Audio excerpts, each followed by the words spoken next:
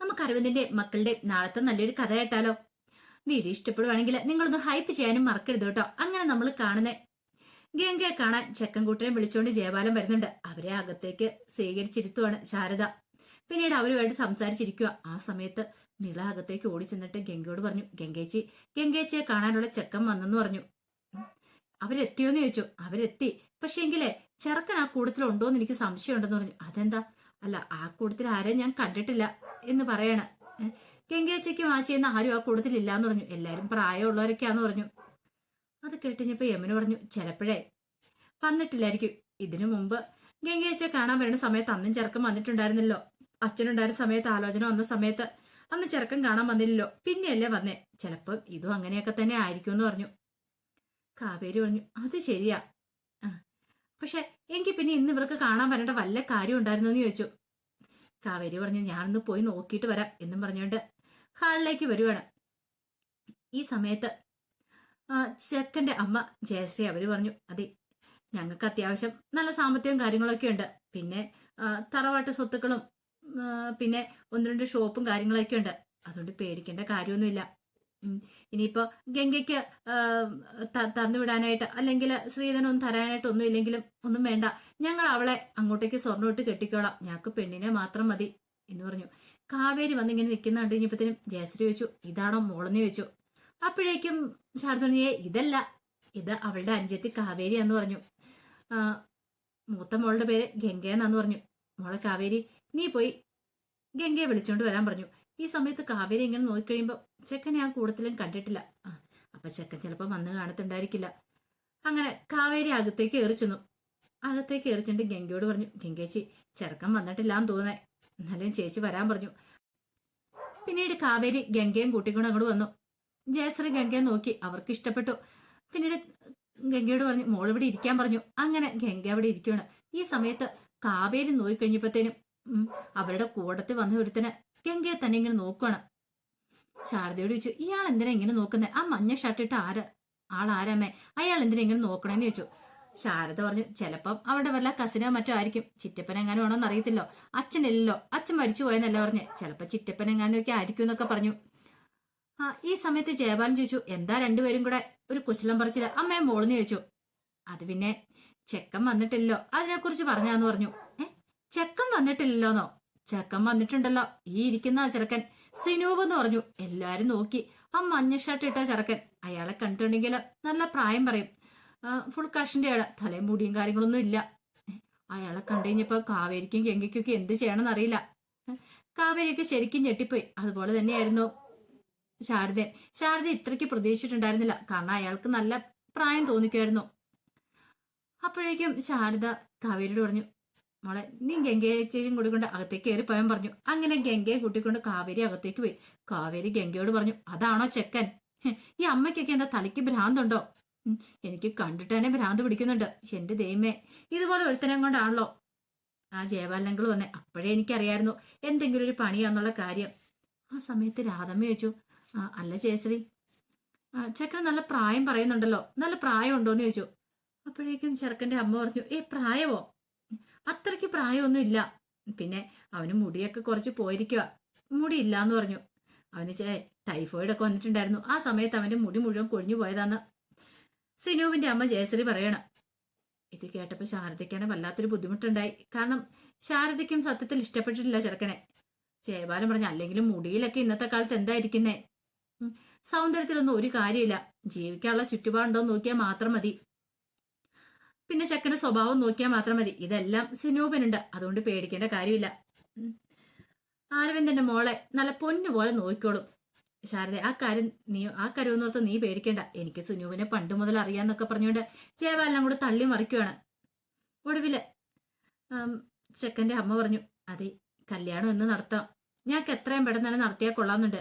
ഇനിയിപ്പം നിങ്ങളുടെ ഇഷ്ടം കൂടെ നോക്കിയിട്ട് ഏറ്റവും അടുത്ത മുഹൂർത്തം തന്നെ കല്യാണം നടത്തണമെന്ന് പറഞ്ഞു. ശാരദ പറഞ്ഞു, അത് പിന്നെ ഞാൻ എല്ലാവരും കൂടെ ഒന്ന് ചോദിക്കട്ടെ. ഈ സമയത്ത് ജയശ്രീ സിനുവിനോട് ചോദിച്ചു, നിനക്ക് പെൺകുട്ടി ഇഷ്ടപ്പെട്ടോന്ന് ചോദിച്ചു. എനിക്ക് ഇഷ്ടപ്പെട്ട അമ്മയെന്ന് പറഞ്ഞു. കണ്ടില്ലേ, അവൻ ഇഷ്ടപ്പെട്ടു. ഇനിയിപ്പം നിങ്ങൾ എന്താന്ന് വെച്ചാൽ തീരുമാനിക്കാൻ പറഞ്ഞു. ശാരദ പറഞ്ഞു, അവളോടും കൂടെ ഒന്ന് ചോദിച്ചിട്ട് മോളോടും കൂടെ ഒന്ന് ചോദിച്ചിട്ട് ഞങ്ങൾ അറിയിക്കാന്ന് പറഞ്ഞു. ഒടുവില് അവര് പോവാനായിട്ട് അങ്ങോട്ട് ഇറങ്ങുകയാണ്. ഇറങ്ങുന്ന സമയത്താണ് വിനീത് അങ്ങോട്ടേക്ക് വരുന്നേ. വിനീതിനെ കണ്ടു കഴിഞ്ഞപ്പോഴത്തേനും ജയപാലിന് ഭയങ്കര സന്തോഷം. ജയപാൽ വിനീതിന്റെ അടുത്തേക്കുന്നു. വിനീതിന്റെ അടുത്ത് എന്നിട്ട് പറഞ്ഞു, എടാ നീ ഇങ്ങോട്ടേക്ക് ഇടയ്ക്കിടയ്ക്ക് വരുന്ന എന്തിനുള്ള കാരണമൊക്കെ എനിക്കറിയാം. നിന്നെ ആകർഷിക്കുന്ന ഒരു വസ്തു കൂടി ഉണ്ടല്ലോ. ഞങ്ങളെ അതിനെ അങ്ങോട്ട് കൂട്ടിക്കൊണ്ട് പോകാന്ന് പറഞ്ഞു. വിനീതിനൊന്നും മനസ്സിലായില്ല. എന്തൊക്കെ അങ്ങളെ പറയണെന്ന് ചോദിച്ചു. മനസ്സിലായില്ലല്ലേ? ഗംഗയുണ്ടല്ലോ, ഗംഗയ്ക്ക് ഒരു ആലോചനയായിട്ടാ വന്നിരിക്കുന്നേ. ഇതേ ചെക്കൻ കാറിലേക്ക് കയറി, നീ കണ്ടു കാണുമായിരിക്കും. അധികം വൈകാതെ കല്യാണം നടക്കും, ഗംഗയുടെ അവന്റെയും കൂടെ. പിന്നെ നിന്റെ ഇവിടെയുള്ള ഈ കറക്കമൊക്കെ അങ്ങോട്ട് തീരൂന്ന് പറഞ്ഞു. വിനീതിന് വല്ലാത്തൊരു ബുദ്ധിമുട്ടായിപ്പോയി. വിനീത് ഒട്ടും പ്രതീക്ഷ കാര്യമായിരുന്നില്ല. ജയപാലൻ പിന്നീട് കാറിലേക്ക് പോയി കയറി അവരങ്ങോട്ട് പോകണം. വിനീത് വീട്ടിലേക്ക് പോലും കയറിയില്ല. വിനീത് ഭയങ്കര വിഷമമായിപ്പോയി. ഇത്രയ്ക്ക് പ്രതീക്ഷിച്ചിട്ടുണ്ടായിരുന്നില്ല. തന്നോടൊരു വാക്ക് പോലും പറഞ്ഞില്ലോ എന്നൊക്കെയൊരു ചിന്ത വിനീതിന്റെ മനസ്സിലുണ്ട്. വിനീത് സങ്കടത്തോട് കൂടിയിട്ടാണ് പോകുന്നത് പോലും. ഈ സമയത്ത് കട്ടക്കലിപ്പോട് കൂടിയിട്ട് കാവേരി അകത്തിരിക്കുകയാണ്. ശാരദ രാധമേങ്ങളൊക്കെ വന്നു കഴിഞ്ഞപ്പോഴത്തേനും കാവേരി പറഞ്ഞു, അമ്മ ഇതെന്തു ഭാവിച്ചാന്ന് ചോദിച്ചു. അമ്മേ, അയാൾക്ക് എത്ര വയസ്സുണ്ടാവും നമുക്കറിയാവോ? എടി ഞാനല്ലോ, അത് ജയപാലേട്ടൻ കൊണ്ടുവന്ന ആലോചനയല്ലേ. എന്ത് പറഞ്ഞാലും ഒരു ജയപാലേട്ടൻ. അമ്മയ്ക്ക് നാണമുണ്ടോ? എനിക്ക് തോന്നുന്നു അമ്മയുടെ കൂടെ പഠിച്ച ആളാന്ന് തോന്നേ. അത്രയ്ക്ക് പ്രായം കാണും. ഗംഗേച്ചിക്ക് എത്ര വയസ്സുണ്ടെന്ന് ഓർത്ത് അമ്മ ഇരിക്കുന്നേ. എന്നിട്ടാണോ ആ കിളവനെ പോലുള്ള ആളുകളെ കൊണ്ട് കെട്ടിക്കാൻ പോകുന്നതെന്ന് ചോദിച്ചു. രാധൻ പറഞ്ഞു, ഇതിന്റെ വല്ല ആവശ്യം ഉണ്ടായിരുന്ന ശാരദേ? വിനീതിനെ കൊണ്ട് കല്യാണം കഴിപ്പിക്കാണ് പ്രശ്നം ഉണ്ടായിരുന്നു. ഓഹ്, എന്തു പറഞ്ഞാലും ഒരു വിനീത്. എന്റെ അമ്മേ, അതൊന്നും നടക്കാൻ പോകുന്ന കാര്യമല്ല. അമ്മയ്ക്കറിയാലോ, അരവിന്ദനുള്ള സമയത്ത് പോലും നടന്നില്ല. ഇനിയിപ്പോ നടക്കാൻ പോന്നേ. അതിന് സുജാത സമ്മതിക്കും തോന്നുന്നുണ്ടോ? ഒരിക്കലും ഇല്ല. വെറുതെ ഒരു പ്രശ്നം ഉണ്ടാക്കാന്ന് മാത്രമേ ഉള്ളൂ. നടക്കാത്ത ബന്ധത്തെക്കുറിച്ച് പറഞ്ഞിട്ടൊന്നും ഒരു കാര്യമില്ല എന്ന് പറഞ്ഞു. കാവേരി പറഞ്ഞു, ഗംഗേച്ചി ഒരു കാരണവശാലും അതിന് സമ്മതിച്ചേക്കരുത്. അയാളെ പോലുള്ള ഒരുത്തന്റെ ജീവിതത്തിലേക്ക് ഏച്ചി ഇങ്ങനെ കടന്നു പോകുന്നേ എനിക്ക് ഒട്ടും ഇഷ്ടപ്പെട്ടില്ല അയാളെ. ഈ അമ്മ ഏതൊക്കെ എന്ത് കണ്ടിട്ടാന്ന് എനിക്കറിയില്ല. എനിക്ക് എന്തായാലും ഈ കല്യാണത്തിന് സമ്മതമല്ല, ഞാൻ സമ്മതിക്കില്ല എന്നൊക്കെ കാവേരി പറഞ്ഞിട്ട് അങ്ങോട്ട് പോവുകയാണ്. ഗംഗയ്ക്ക് എന്ത് ചെയ്യണമെന്ന് അറിയണ്ടായിരുന്നില്ല. വല്ലാത്തൊരു ടെൻഷനായിപ്പോയി. അപ്പോഴേക്ക് ശാരദ പറഞ്ഞു, എനിക്ക് എന്ത് ചെയ്യണമെന്ന് അറിയത്തില്ല മോളെ, നിനക്കറിയാലോ നമ്മുടെ ഇപ്പോഴത്തെ അവസ്ഥ എന്താന്ന്. ജയപാലേട്ടൻ പറയുന്നേ ഈ കല്യാണത്തിന് വേണ്ടി നമ്മൾ പൈസയൊന്നും മുടക്കണ്ടെന്നാ, എല്ലാ കാര്യങ്ങളും അവർ നോക്കിക്കോളൂന്ന്. പിന്നെ ജയപാലേട്ടനും കല്യാണം നടത്താന്നൊക്കെ പറഞ്ഞിട്ടുണ്ട്. ഈ നമ്മുടെ അവസ്ഥ നമുക്കല്ലേ അറിയത്തുള്ളൂ എന്നൊക്കെ പറഞ്ഞു. എമിന് പറഞ്ഞു, എന്നാലും അമ്മേ ഇത് കുറച്ച് കഷ്ടമാട്ടോ. അയാളെ എനിക്ക് പിടിച്ചിട്ടില്ല. ഗംഗേജിക്ക് ഒട്ടും ചേരുന്ന ബന്ധമല്ല. വെറുതെ എന്തിനാ? ജയപാലൻ ഞങ്ങൾ അങ്ങനെ വന്ന് പറഞ്ഞുകൊണ്ട് ഗംഗേച്ചിയെ കല്യാണം കഴിപ്പിച്ചുകൊണ്ട കാര്യമുണ്ടോ? അതും അയാളെ പോലെ ആൾക്കെന്നൊക്കെ പറഞ്ഞുകൊണ്ട് ബാക്കി അനിയത്തിമാരും എതിർക്കുവാണ് ഗംഗയുടെ. ശാരദയ്ക്ക് ആകെപ്പെടെ ബുദ്ധിമുട്ട്. എന്ത് ചെയ്യണമെന്നറിയില്ല. ഈ സമയം വിനീത് കടയിലേക്ക് വന്നപ്പോഴത്തേനും ബേബിച്ചേട്ടനൊക്കെ ചോദിച്ചു, എന്താടാ എന്ത് പറ്റി? കാരണം ഗംഗയുടെ പുതിയൊരു പടം ആൾ വരച്ചിട്ടോളൂ ഭിത്തിയാല്. വിനീതിന്റെ മുഖത്തെ സങ്കടം കണ്ടുകഴിഞ്ഞപ്പോഴത്തേനും ഇക്ക പറഞ്ഞു, എന്തോ കാര്യമായിട്ട് സംഭവിച്ചിട്ടുണ്ടല്ലോ. വിനീത് പറഞ്ഞു, ഞാൻ പ്രതീക്ഷയൊക്കെ വെറുതെ അയക്കാന്ന് പറഞ്ഞു. വെറുതെ ആയിരുന്നു? അതെന്താടാ, അതെന്ത് പറ്റി? അത് ഗംഗയുണ്ടല്ലോ, അവളെ കാണാനായിട്ട് ഇന്നൊരു കൂട്ടർ വന്നിട്ടുണ്ടായിരുന്നു. അവളുടെ കല്യാണം ഏകദേശം തീരുമാനിച്ചു എന്ന് പറഞ്ഞു. കല്യാണോ? അപ്പൊ പിന്നെ അവളുടെ കല്യാണം ഉടനെ ഒന്നും കാണില്ല. കല്യാണം കാണത്തില്ല നീയല്ലേ പറഞ്ഞേ? നീ അവളും തമ്മിലുള്ള കല്യാണം നടക്കൂന്നൊക്കെ പറഞ്ഞു. അങ്ങനെയൊക്കെ ഞാൻ പ്രതീക്ഷിച്ചിരുന്നായിരുന്നു. പക്ഷെ അതൊന്നും സംഭവിച്ചില്ല. അവളെ കാണാനായിട്ട് ഒരാൾ വന്നു. മിക്കവാറും കല്യാണം നടക്കൂന്നൊക്കെയാ പറഞ്ഞത്. എടാ അതൊന്നും നടക്കത്തൊന്നുമില്ല, നീ ധൈര്യമായിട്ട് ഇരിക്കാൻ പറഞ്ഞു. പക്ഷെ വിനീതിന്റെ കണ്ണൊക്കെ നിറഞ്ഞൊഴുകുവാണ്. ആ സമയത്താണ് നീവിൻ അങ്ങോട്ടേക്ക് വരുന്നേ. നീവ് വന്നിട്ട് ചെന്താടാ ആകെപ്പാടെ ശോകം ഒടിച്ചിരിക്കണേന്ന് ചോദിച്ചു. ഒന്നുമില്ല, നീ ഇങ്ങനെ ഇരിക്കില്ലാന്ന് എനിക്കറിയാം. നീ കാര്യം എന്താ വെച്ചാ പറ. ഗംഗയുടെ കല്യാണക്കാര്യത്തെ കുറിച്ച് പറയണം. അതാണോ? നീ അതൊന്നും ഓർത്ത് ടെൻഷൻ അടിക്കണ്ട, ധൈര്യമായിട്ടിരിക്കുക. കല്യാണമൊന്നും നടക്കാൻ പോകുന്നില്ല. എടാ അങ്ങനെയല്ലടാ, വീട്ടുകാർക്കൊക്കെ ഇഷ്ടപ്പെട്ട് കഴിഞ്ഞിട്ടുണ്ടെങ്കിൽ ഉറപ്പായിട്ടും ആ ബന്ധം നടക്കുമെന്ന് പറഞ്ഞു. എടാ അതിന് നീ ഇങ്ങനെ സങ്കടപ്പെട്ട് കാര്യമുണ്ടോ? നിനക്ക് വിധിച്ചിട്ടുള്ളതാണ് നിനക്ക് തന്നെ കിട്ടൂടാ വിനീതേ. പിന്നെ വിധിക്കാത്ത കാര്യമാണെങ്കിൽ കിട്ടാനും പോകുന്നില്ല.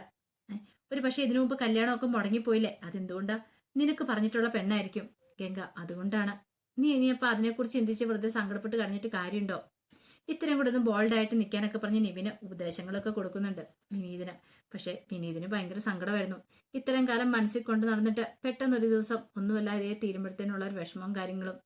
ഇനിയിപ്പോ എന്ത് ചെയ്യും? അവളുടെ കല്യാണം കഴിഞ്ഞ് തനിക്ക് സഹിക്കാൻ പറ്റില്ല എന്നൊക്കെ ഒരു ചിന്തയായിരുന്നു. അങ്ങനെ കുറെ സമയം കഴിഞ്ഞപ്പോ നിവി വീട്ടിലേക്ക് വന്നു. പതിപോലെ തന്നെ കാവേരി ജോലിക്ക് ചെല്ലുന്നുണ്ട്. പക്ഷെ കാവേരി കുറച്ച് ലേറ്റ് ആയിട്ടാ ചെന്നത്. അങ്ങനെ ചെന്ന് കഴിഞ്ഞപ്പോ തന്നെ രാജേഷ് ചോദിച്ചു, ഇപ്പൊ സമയം എന്തായെന്ന് നിനക്കറിയാവോ? ഇത്തിരി താമസിച്ചുപോയി മാഡം. കേറിയിട്ട് 2 ആഴ്ച ആവുന്നുള്ളൂ. അപ്പോഴേക്ക് ലേറ്റ് ആയിട്ടാ വരുന്നേ. അഹങ്കാരം ചില്ലറയൊന്നും അല്ലല്ലോ. നീയും പറഞ്ഞു, എന്നോട് വിളിച്ചു പറഞ്ഞിട്ടുണ്ടായിരുന്നു കാവേരി താമസിച്ച് വരുമെന്ന്. അത് നിന്നോട് ആരും ചോദിച്ചോടാ? എന്തേലും പറഞ്ഞിട്ടുണ്ടെങ്കിൽ അവൾക്ക് ഉത്തരം പറയാൻ അറിയാം. നീ സപ്പോർട്ട് ചെയ്യേണ്ട കാര്യമില്ലാന്ന് പറഞ്ഞു. നിവിൻ പിന്നെയൊന്നും മിണ്ടിയില്ല. കാവേരിയോട് പറഞ്ഞു, നീ ഇവിടേക്ക് ഒരു കാര്യം ചെയ്യാം, ആ രജിസ്റ്റർ ഒക്കെ എടുത്ത് നോക്കിയിട്ട് ആരൊക്കെ ബുക്ക് ചെയ്തിട്ടുണ്ടോ നോക്കുക, അവരെയൊക്കെ വിളിക്കുക എന്നൊക്കെ കുറച്ച് നിർദ്ദേശങ്ങളും കാര്യങ്ങളും കൊടുത്തിട്ട് രാജേശ്വരി അങ്ങോട്ട് പോയി. അപ്പോഴേക്കും ആസിഫ് പറഞ്ഞു, എന്റെ കാവേരി, നീ ഇങ്ങനെ ലേറ്റ് ആയിട്ട് വന്നിട്ടുണ്ട് എന്റെ കാര്യം കട്ടപ്പോകാം.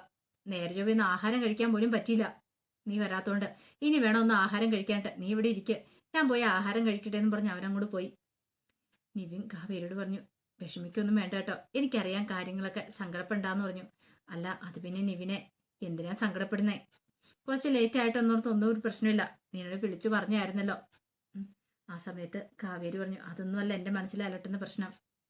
ഗംഗേച്ചിയുടെ കല്യാണക്കാരിയാ. ആ കല്യാണം എനിക്ക് ഒട്ടും അങ്ങോട്ട് അഡ്ജസ്റ്റ് ചെയ്യാൻ പറ്റുന്നില്ല. കാരണം ആ ചെക്കനെ ഒന്ന് കാണണ്ട തന്നെയെന്നൊക്കെ പറഞ്ഞിട്ട് നിവിനോട് പരാതിയും പരിഭവങ്ങളും ഒക്കെ പറയാണ്. അപ്പൊ അതിന്റെ വിശേഷങ്ങളൊക്കെ നമ്മൾ കാണാനായിട്ട് പോകുന്നത്. ആ വിശേഷങ്ങൾക്കായി നമുക്ക് എല്ലാവർക്കും കാത്തിരിക്കാം കേട്ടോ.